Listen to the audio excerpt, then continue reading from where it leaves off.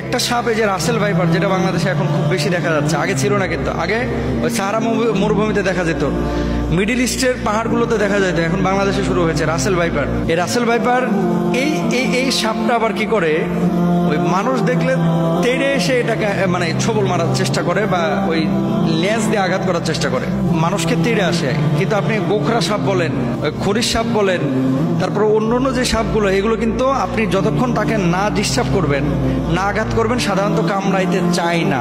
রিয়ার দুই একটা ঘটনা বিচ্ছিন্ন হতে পারে। তো সাপের ব্যাপারে আল্লাহর হাবিব সাল্লাল্লাহু আলাইহি ওয়াসাল্লামের একটা বক্তব্য আমরা পাই।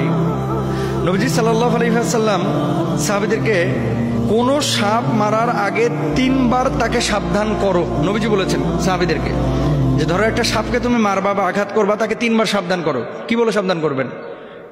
চলে যা, চলে যা, সরে যা, অথবা তাকে লাকড়ি দিয়ে, কাঠি দিয়ে চলে যেতে বাধ্য করবেন। অনেক সময় সাপ কি করে, রাস্তা হারিয়ে ফেলেছে, কোন দিকে যাবে, সে বাড়ির দিকে চলে আসতেছে তার গন্তব্য থেকে, তা আপনি সেই জায়গাটাতে লাঠি দিয়ে আপনি তার গন্তব্য থেকে ছুড়ে দিতে পারেন চলে যাওয়ার জন্য, বা আওয়াজ করতে পারেন। এটা নবীজির কথা কিন্তু। আল্লাহর হাবিব বলেছেন কোনো সাপ মারার আগে 3 বার তাকে সাবধান করো, এরপরও সে যদি গর্ত থেকে বের হয় তখন তাকে মেরে ফেলবে, কেননা সে শয়তান। তার মানে আপনি একটা জিনিস বলতেছেন, বলার পরও তা আপনার দিকে যদি আক্রমণাত্মক ভঙ্গিতে কোনো সাপ আসে, সেই সাপটাকে মারা যায়।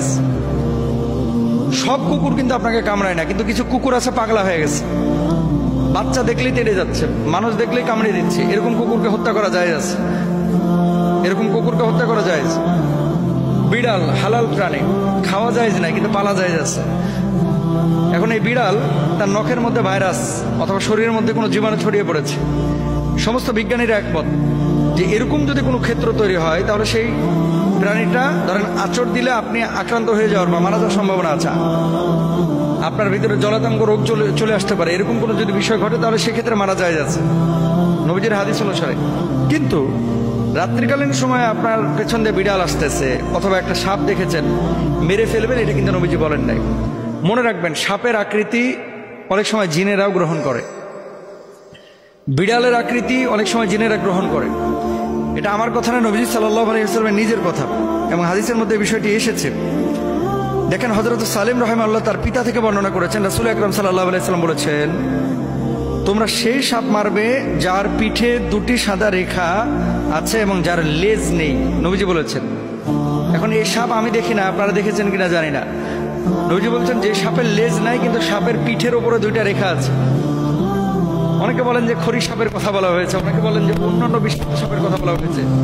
এখন নবীজি যেহেতু সাপের নাম বলেন নাই, আলামত বলেছেন, আমরা বলতে পারি। কেননা এরা বিষধর হওয়ার কারণে দর্শন শক্তি বিনষ্ট করে এবং গর্ভস্থিত সন্তান ধ্বংস করে দেয়। বর্ণনাকারী বলেন, এরপর থেকে আব্দুল্লাহ রাদিয়াল্লাহু তাআলা আনহু যে কোনো সাপ দেখতে পেলে তা মেরে ফেলতেন। একবার আবু লুবাবা রাদিয়াল্লাহু তাআলা আনহু অথবা যায়েদ ইবনে খাওয়াব রাদিয়াল্লাহু তাআলা আনহু তাকে একটি সাপ মারতে উদ্যত দেখে নবীজি সাল্লাল্লাহু আলাইহি ওয়াসাল্লাম মানে তাকে সাপ মারতে উদ্যত দেখলেন। তারপরে নবী করিম সাল্লাল্লাহু আলাইহি ওয়াসাল্লাম ঘরে বসবাসকারী সাপ মারতে নিষেধ করেছেন। কিছু সাপ আছে ঘরোয়া, মানে ঘরে বসবাস করে, আপনি তার স্থান চেঞ্জ করে দেন, মানে সেখানে বাসা করেছিল, বাসাটা ভেঙে দেন, যে সাপটা যেন অন্য জায়গায় চলে যায়, পুড়ে ফেলবেন না, মেরে ফেলবেন না, এটা নবীজি সাল্লাল্লাহু আলাইহি ওয়াসাল্লাম নিষেধ করেছেন।